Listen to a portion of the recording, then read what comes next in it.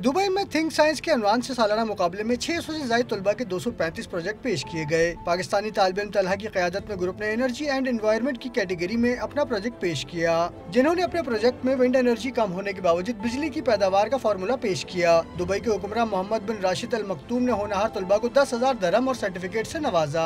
Don news से खुसूसी गुफ्तगू में तलहा ने बताया कि उसने मुल्क में तवानाई के बहरान को सामने रखते हुए प्रोजेक्ट बनाया। हम लोग के प्रोजेक्ट का जो मेन जो ऑब्जेक्टिव है वो ये है कि कम से कम हवा के अंदर ज्यादा से ज्यादा बिजली बनाई जाए।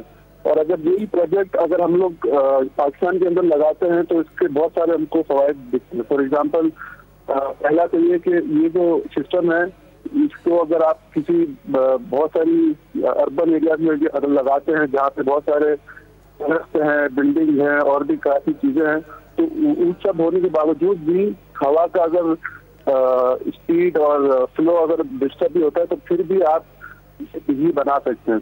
तलहा का कहना था कि अगर उसकी सरपरस्ती की जाए तो उसे उम्मीद है कि वो मुल्क के किसी काम आ सकता है और उसका प्रोजेक्ट मुल्क से अंधेरों के खात्मे में मुआविन होगा।